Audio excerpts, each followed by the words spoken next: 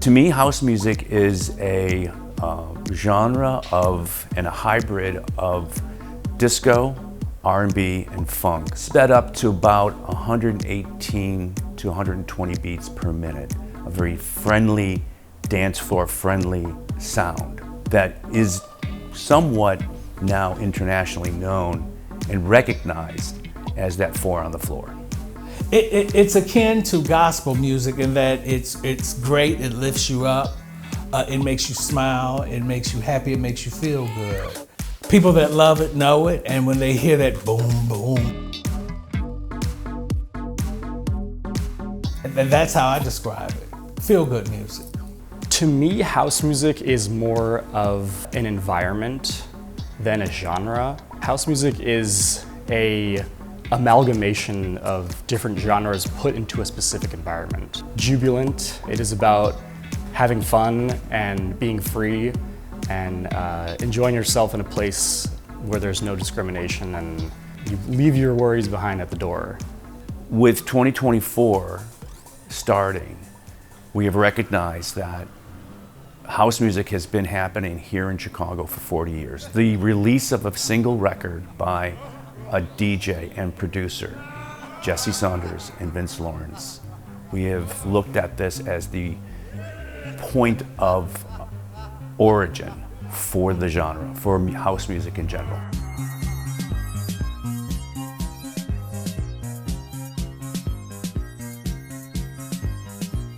Because that music came out of black gay parties, black gay gatherings. That was the music that we were listening to and we were playing. I didn't say we developed it, so all of those people that are reading more into it than what I just said, hear what I just said. We were playing it, we were listening to it. I didn't say we developed it. So few places in America, really in the world, where you can point to a certain location and say a whole genre of music was birthed right in this building, right? 206 South Jefferson is really a symbol of house music as sort of the mecca of where this all started.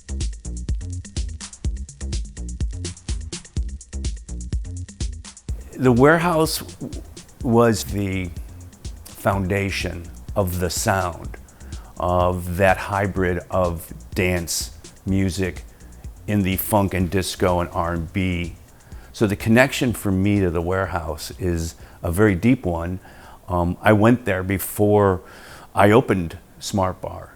Go late after my bartending shifts and my waiter shifts and take my friends to this great club that, you know, the dance floor was for everyone. And you would hear music that was unto itself.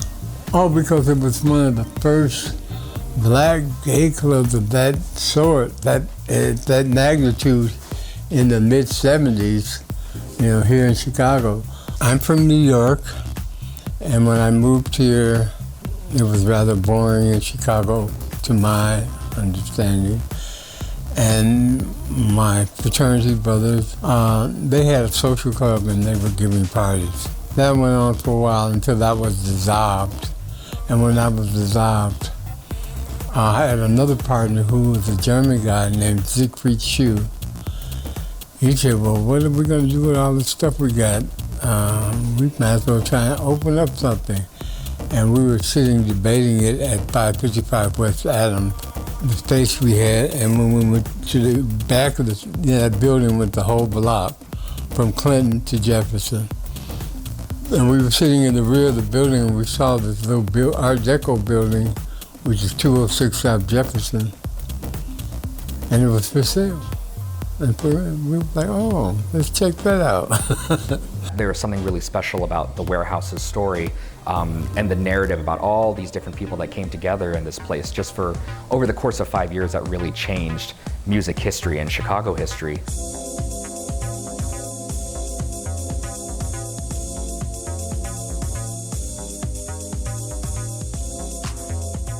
We said, well, we don't have a DJ, we don't have sound equipment, what are we going to do here? So I had to fly back to New York and try and persuade my friends Larry the Band, T. Scott, whoever was willing to come out here and help me, but none of them were willing because I had been here prior to that, and they had asked me, how was your trip to Chicago? And I was like, horrible. So they was like, So Frankie Knuckles was available. I persuaded Frankie to come out here and start this business.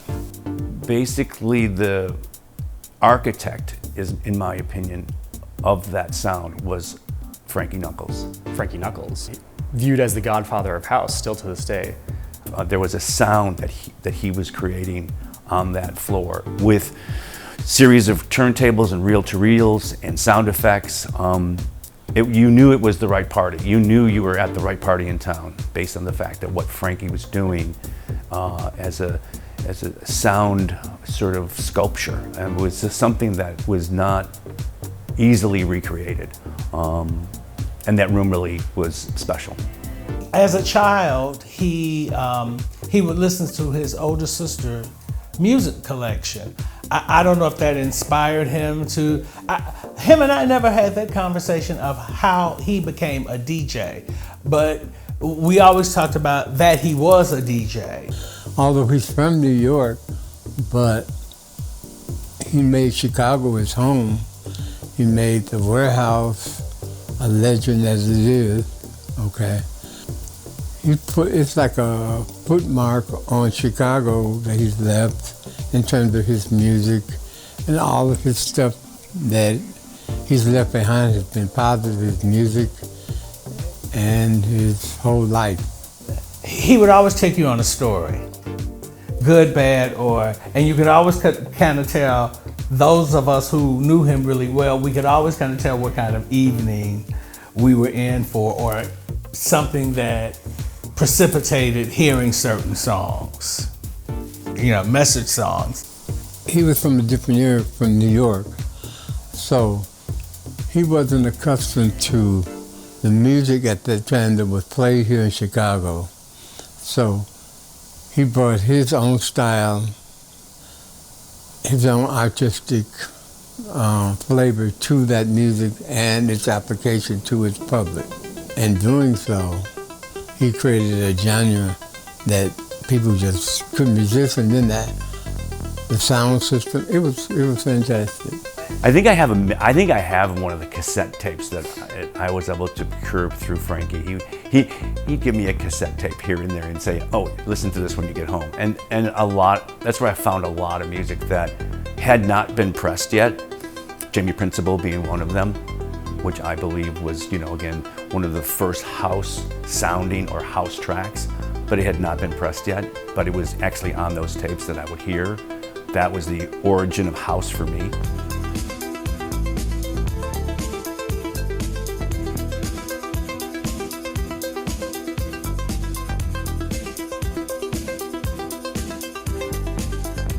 It was always an adventure, and when I say a musical adventure, and there's still guys who can do that, who can take you on that journey.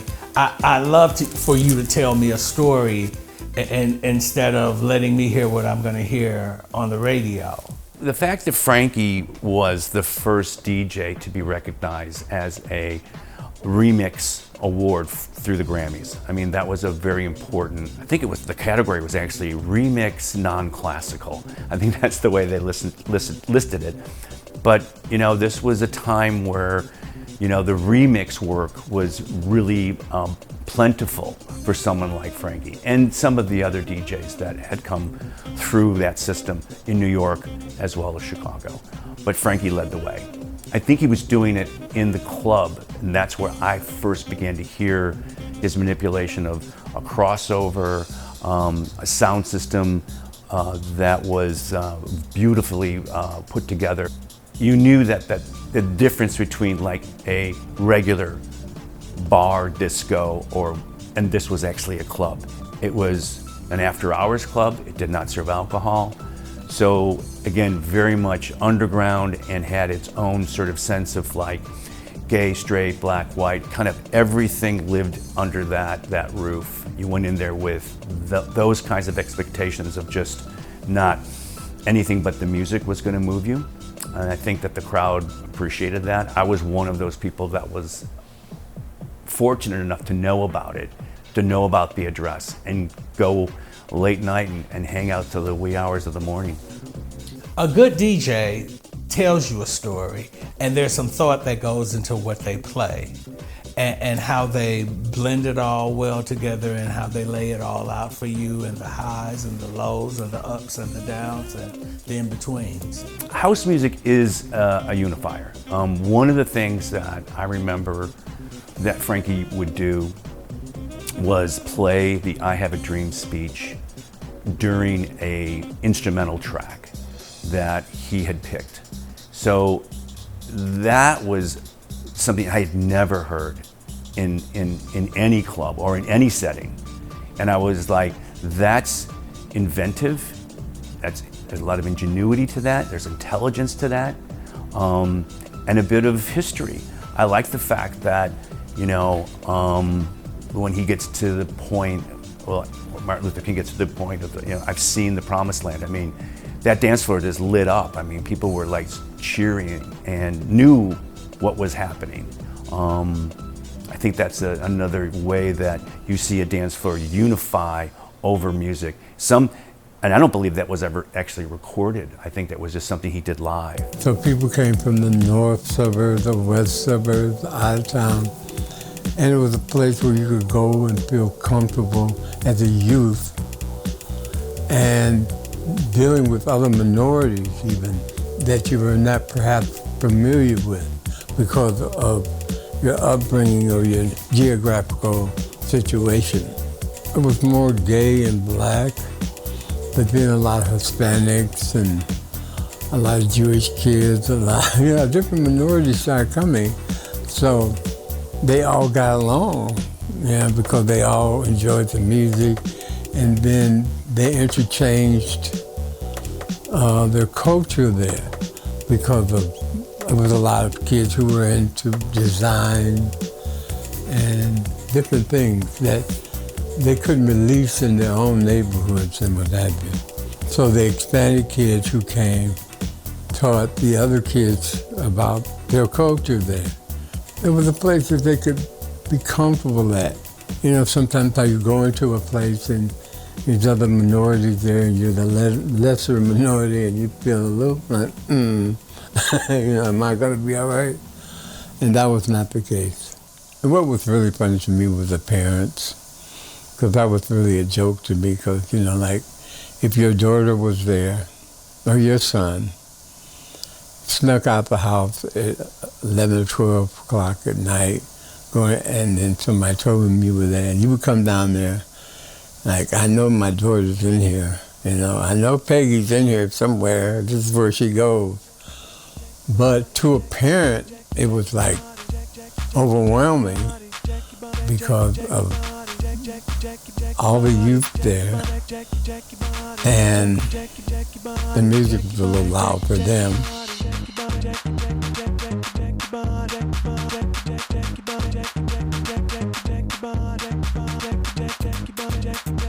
Because I was a devotee of the Warehouse and would visit Frankie and Robert and Frederick on a regular basis, I became friends with Frankie, and I told him about a club that I was planning to open, and I asked him if he would be the first DJ, and he accepted.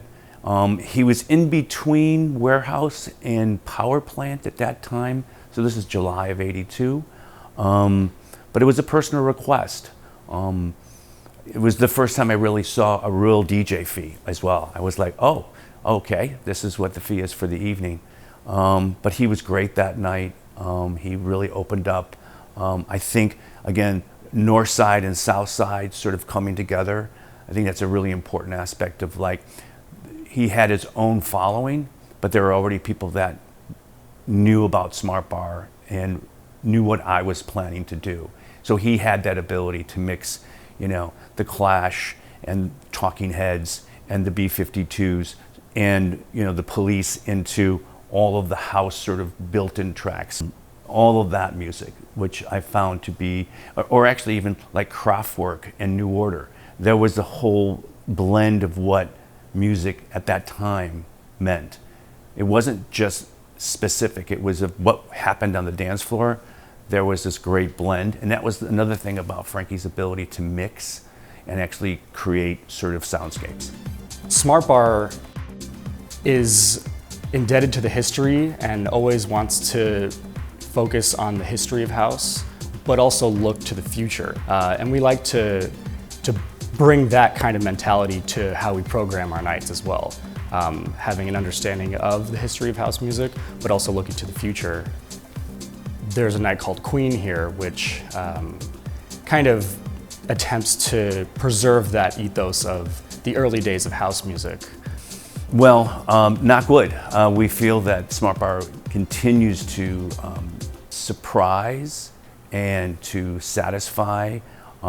We have some great resident DJs that are in place, some great club nights that are in place, always being tweaked, always being worked on to make sure that we're delivering a great environment, a safe environment, a great sound system, a staff that's happy to be on the hospitality side.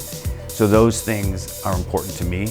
I still come here, I still hang out, and we know it's good. The proof is on the dance floor.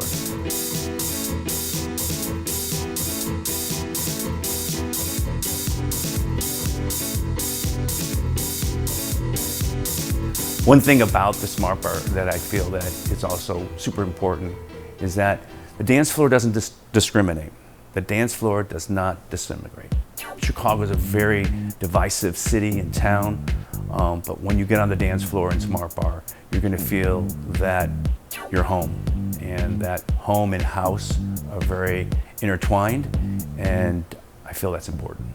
We keep the radar nice and clear so that when it begins to take place, whether it's in a small venue here in Chicago or a small bar in Chicago, there might be a DJ that's on their way up. We hope to recognize that young talent, give them a space here, maybe possibly in a supporting role. There's several DJs that we're kind of working with right now that keep that fresh and keep that exciting. With all the ability through SoundCloud and Mixcloud and all the platforms that you can find mixes, I mean, we're constantly being fed new music, and that's important to keep that freshness and keep that unification between the community as well as the venue. And that's that difference that I think that we hopefully serve well. I think that's been our notion and our mission since 1982. I think the one notion or the one mission that we have is to have a beautiful crowd come and enjoy great house music here at Smart Bar, where the dance floor does not discriminate. That is a true statement on what house music really is that unification.